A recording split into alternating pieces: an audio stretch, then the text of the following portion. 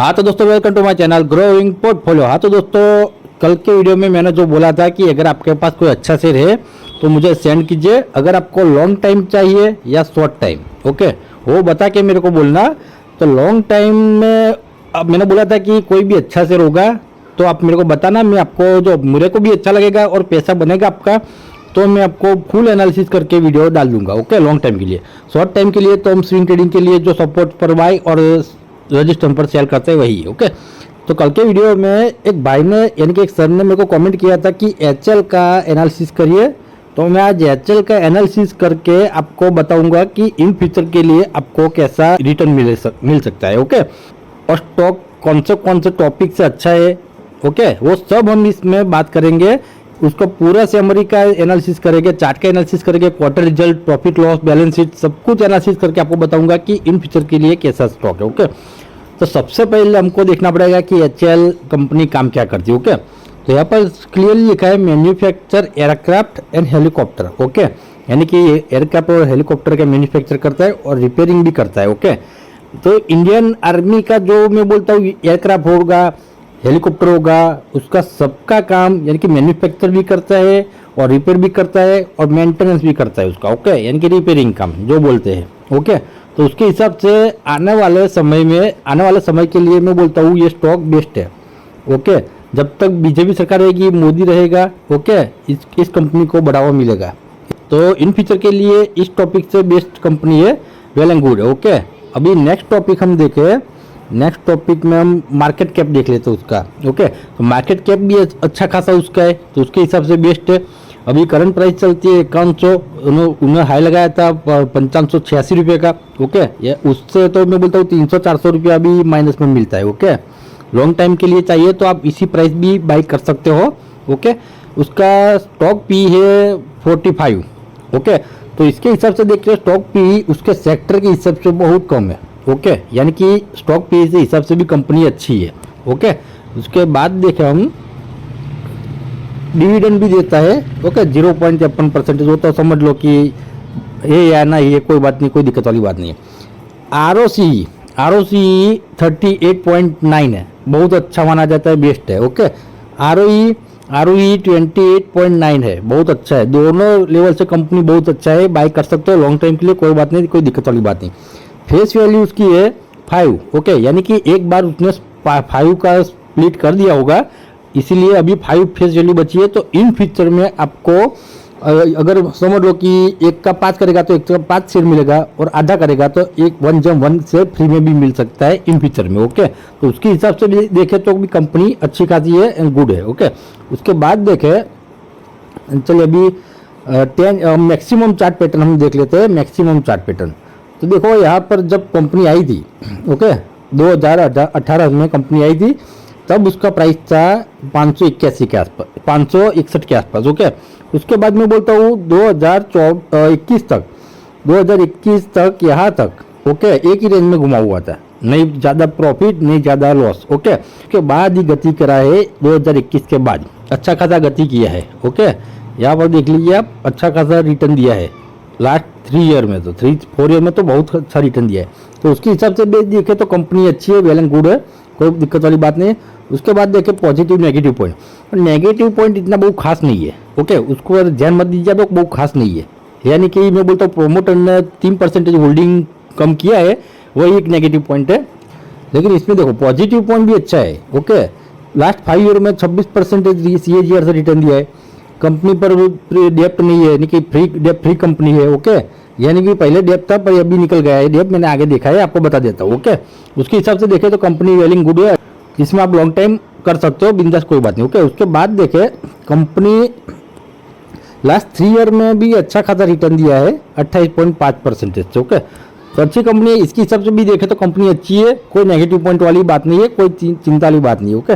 उसके बाद देखें हम अभी देख लेते हैं, ये देखो अभी जो उसके जो लेवल में काम करते हैं, जो भी कंपनियां काम करती है उसकी सेक्टर में, तो उसका पी जो है वो सबसे कम है, ओके, सबसे कम 45% सबसे कम पी है।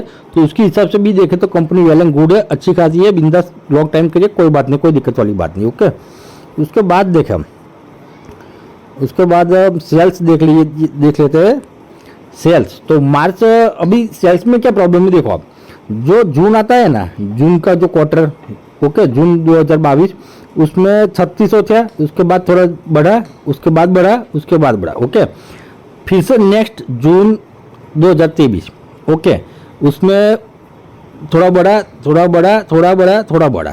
कैसे मैं आपको दिखाता था, वो भी जो जून का जून हो ना, वो देखना है हमको, जून से जून बड़ा हुआ है, यहाँ से भले कम हुआ है, यहाँ से भी कम हुआ है, ओके, यहाँ से भी कम हुआ है, लेकिन हमको देखना है ईयरली, ओके, ईयरली अच्छा खासा प्रॉफिट में निकलती है कंपनी, ईयरली अच्छा खासा प्रॉफिट में कंपनी निकलती है तो अच्छी बात है, ओके।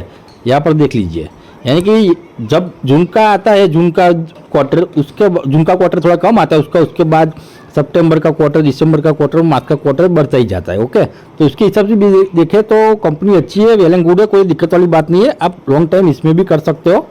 ऑपरेटिंग प्रॉफिट भी ऐसे ही है, ऑपरेटिंग प्रॉफिट भी अभी थोड़ा अप डाउन तो होता है, लेकिन लास्ट क्वार्टर में देखें तो अच्छा खासा प्रॉफिट मिला है, उसके हिसाब से भी कंपनी अच्छी है, कोई दिक्कत वाली बात नहीं है, ओके। उसके बाद हम देखें नेट प्रॉफिट की बात करें हम, तो नेट प्रॉफिट भी जो यहाँ पर था, ओके, उसके बाद गिरावट हुई, उसके बाद बढ़ोतरी हुई, उसके बाद थोड़ी गिरावट हुई, उसके बाद बढ़ोतरी हुई, थोड़ी गिरावट, बढ़ोतरी, ओके। ऐसे ही प्रॉफिट अप डाउन होता है, तो थोड़ी दिक्कत वाली बात बोलते हैं, लेकिन लास्ट ईयर से तो अच्छा खासा प्रॉफिट मिलता है, ओके। तो इसके हिसाब से भी देखें तो कंपनी वेल एंड गुड है, लॉन्ग टाइम कर सकते हो बिंदास, कोई दिक्कत वाली बात नहीं है, ओके।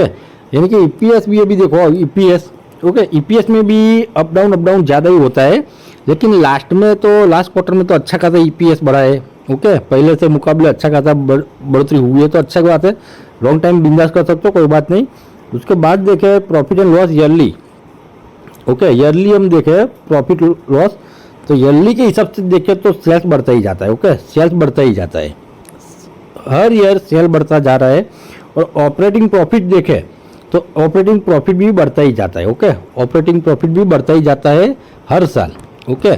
उसके बाद देखें नेट प्रॉफिट देखें, नेट प्रॉफिट की बात करें तो यहाँ पर जो 3000 के आसपास था, वो घट के हुआ 26, ओके, ऐसे ही थोड़ा डाउन होता था, उसके बाद बढ़ा, उसके बाद डाउन हुआ, यानी कि नेट प्रॉफिट में भी अच्छा खासा जंप में लगता है, कभी कभी अच्छा खासा डाउन भी होता है, तो थोड़ी दिक्कत वाली बात है। लेकिन लास्ट 3 ईयर से देखें हम, लास्ट 4 ईयर से, ओके, लास्ट 4 ईयर से हम देखें तो अच्छा खासा प्रॉफिट में बढ़ोतरी होती है, तो मुझे लगता है आने वाला समय में भी अभी बढ़ोतरी हो सकती है। और मैं बोलता हूँ 5 या 10 साल तो समझ लो कि आप प्रॉफिट में बढ़ोतरी होगी, उसको ऑर्डर भी अच्छा खासा मिलता है, तो इसके हिसाब से देखें तो फ्यूचर के लिए अच्छा है, बढ़ोतरी होगी प्रॉफिट में, लॉन्ग टाइम वाले इसमें बिंदास रहिए, कोई बात नहीं है, ओके। उसके बाद बात करें हम compounding sales growth, compounding profit growth, compounding stock price CAGR and return on equity. तो रिटर्न ऑन इक्विटी में सीधा बोल देता हूँ कि ये अच्छा है, ओके, इसके हिसाब से देखें तो ये भी अच्छा है और ये भी अच्छा है, हमको देखना है मेन ये, ओके। तो लास्ट 5 ईयर में 70% CAGR से रिटर्न दिया है, और लास्ट 10 ईयर से तो अच्छा खासा ऊपर निकला है शेयर, तो 116% से रिटर्न दिया है, और लास्ट ईयर में तो 184% हो गया है, यानी कि समझ लो कि आपने 1 लाख इन्वेस्टमेंट किया, ओके, तो 1 लाख आपका इन्वेस्टमेंट और 1,84,000 आपको प्रॉफिट, यानी कि टोटल हो गया 2,84,000, ओके। 1 लाख में अच्छा खासा प्रॉफिट दे दिया है, तो मैं बोलता हूँ आने वाला समय में भी प्रॉफिट ऐसा ही मिलता रहेगा।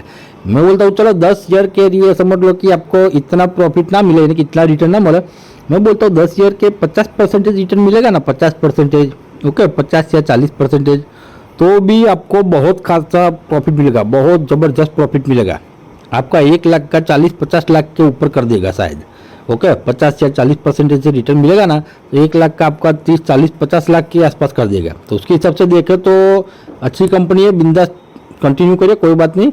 उसके बाद बात करें हम रिजर्व, ओके, रिजर्व की बात करें तो लास्ट ही देखना हमको 28,712 करोड़ का रिजर्व है, यानी कि बहुत अच्छा खासा रिजर्व है। और मैंने बोला था ना कि तो पहले डेप्ट था थोड़ा, यानी कि बोरोइंग था थोड़ा, ओके, लास्ट 51 करोड़ का डेप्ट था, लेकिन उसको मिटा के 0 कर दिया अभी, यानी कि डेप्ट अभी 0 हो गया है, और रिजर्व उसके पास अच्छा खासा है, अच्छा खासा ज़बरदस्त रिजर्व है। तो मैं बोलता हूँ इन फ्यूचर में शायद स्टॉक की प्राइस रॉकेट बन जाए ना, तो शायद ऐसा हो सकता है स्प्लिट करके नीचे प्राइस लाए, या बोनस दे के भी प्राइस आपको नीचे आती हुई दिखाई देती है इन फ्यूचर में। ओके, क्योंकि रिजर्व उसके पास अच्छा है तो बोनस से भी इश्यू कर सकता है और स्प्लिट भी इश्यू कर सकता है इन फ्यूचर में। तो लॉन्ग टाइम आपको करना है तो बिंदास करिए, कोई बात नहीं, अच्छा शेयर है। ओके, उसके बाद बात करें हम promoter holding. Okay, promoter share holding pattern की बात करें हम, तो शेयर होल्डिंग पैटर्न में भी देखिए कि यहाँ पर जो 75% था अभी हो गया है 71.64%। ओके, तो मैं बोलता हूँ ओवरऑल देखें हम, ओवरऑल सीधा गणतरी करके आपको बता दूँ, ओवरऑल 71% है, बेस्ट है। ओके, कोई घबराने वाली बात नहीं है। उसके बाद FII के पास देखें तो 13%, 12.5% के आसपास है, बेस्ट है, कोई घबराने वाली बात नहीं, टेंशन वाली बात नहीं है। ओके, और DII के पास देखो तो 9.58, 9.5% है, तो ये भी बेस्ट है, कोई चिंता वाली बात नहीं है, कोई घबराने वाली बात नहीं है, क्योंकि ये जो तीनों है ना वो स्ट्रॉन्ग हैंड है, स्ट्रॉन्ग हैंड है, उसके हाथ में ही पूरा माल है। तो बिंदास लॉन्ग टाइम के लिए चिंता मत करिए, कोई बात नहीं, कोई चिंता वाली बात नहीं। ओके, और पब्लिक के पास देखो तो पहले से मुकाबले देखें तो अभी बड़ा है, लेकिन 6% ही है, तो बहुत कम है, यानी कि अच्छा बात है।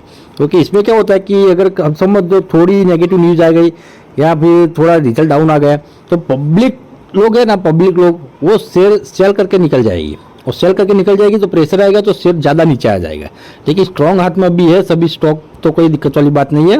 ओके, तो अभी इसमें ओवरऑल सिनारियो देखें, तो अभी इसमें हम देखें तो ओवरऑल देखें हम, ओके, ओवरऑल तो होल्ड करो। ओके, जितना भी आपको होल्ड करना है 25,000, 30,000, 50,000, लाख रुपया, 2 लाख होल्ड करो 10 ईयर के लिए। अगर 10 ईयर में 50% CAGR से भी रिटर्न मिलेगा तो बहुत अच्छा प्रॉफिट मिलेगा आपको, रिटर्न अच्छा मिलेगा, वो मैं आगे बताता हूँ। चलिए देखते हैं 10 ईयर और 15 ईयर में 50% CAGR से कितना रिटर्न मिलेगा। ओके, चलिए हम देखते हैं। हाँ तो दोस्तों हम आ गए, अभी आपको रिटर्न कितना मिलेगा अभी वो बात करनी है। ओके, तो देख लीजिए, यहाँ पर मैं जूम करता हूँ। अगर समझ लो कि आपने 1 लाख का इन्वेस्टमेंट किया, ओके, 1 लाख के हिसाब से मैं बोलता हूँ, अगर आप 10,000 भी इन्वेस्टमेंट करते हो तो भागा 10 कर लेना, और 10 लाख इन्वेस्ट करते हो तो गुना 10 लाख कर देना। ओके, 1 लाख का इन्वेस्टमेंट समझ लो कि आपने 10 ईयर होल्ड किया। ओके, 10 ईयर होल्ड किया आपने, तो 40% रिटर्न से गिनो। अभी लास्ट ईयर तो 181-84% था। ओके, और लास्ट 3 ईयर में 113 की 16 की परसेंटेज के आसपास था। ओके, तो मैं कम से कम गिनता हूँ 40%। ओके, तो 40% के हिसाब से आपको मिल सकता है, ये देखो, ये रहा आपका टोटल इनकम 27,92,000। ओके, और ये इन्वेस्टमेंट आपका 27,92,000, यानी कि समझ लो लमसम 28 लाख के आसपास 10 ईयर के बाद मिलेगा आपको। 10 ईयर के बाद 28 लाख रुपये आपको मिल सकता है। ओके, अगर 10 ईयर होल्ड किया और 40% CAGR से रिटर्न मिला तो। ओके, उसके बाद बात करें अभी 15 साल, समझ लो कि आपको पैसे की कोई ज़रूरत नहीं है और आगे 5 ईयर और ऐड कर लेते हैं, तो 5 ईयर ऐड करोगे उसके बाद कितना रिटर्न मिलेगा वो भी देखना पड़ेगा ना। तो चलिए हम वो भी देख लेते हैं। अभी हम देख लेते हैं कि 1 लाख का इन्वेस्टमेंट आपका, ओके, 40% CAGR से 15 ईयर कर लिया, आपको पैसे की कोई ज़रूरत नहीं है, तो 5 ईयर ऐड कर दीजिए। ओके, 5 ईयर ऐड कर दीजिए, कोई दिक्कत वाली बात नहीं, तो अच्छा खासा प्रॉफिट मिलेगा। उसके बाद देखा कौन सा प्रॉफिट कितना निकल के आता है। ओके, तो ये देखो आपका 1 लाख का इन्वेस्टमेंट 15 ईयर होल्ड 40% CAGR से आपको मिलेगा 1.5 करोड़ के आसपास, 1,55,00,000 के आसपास प्रॉफिट मिलता है। ओके, मैं समझ लो कि ये 40% से नहीं मिलता है, और समझ लो 30% से भी मिलेगा ना, 30% से भी, तो भी मैं बोलता हूँ यहाँ पर आपकी प्राइस आ जाएगी, यानी कि रिटर्न आ जाएगा आपका 70 लाख के 60 लाख के आसपास, 70 या 60 लाख के आसपास आपका रिटर्न आ जाएगा। 30% से मिला तो 40% से इतना मिलेगा। और समझ लो कि बाई चांस, मैंने हिसाब करके रखा है, बाई चांस 50% CAGR से 15 ईयर के लिए मिल गया, तो आपका 4 करोड़ के आसपास हो जाएगा, 4 करोड़ के ऊपर निकल जाएगा प्रॉफिट आपका, यानी कि रिटर्न। ओके, तो लॉन्ग टाइम बेस्ट है, लॉन्ग टाइम करो, लॉन्ग टाइम ही बेस्ट ऑप्शन है।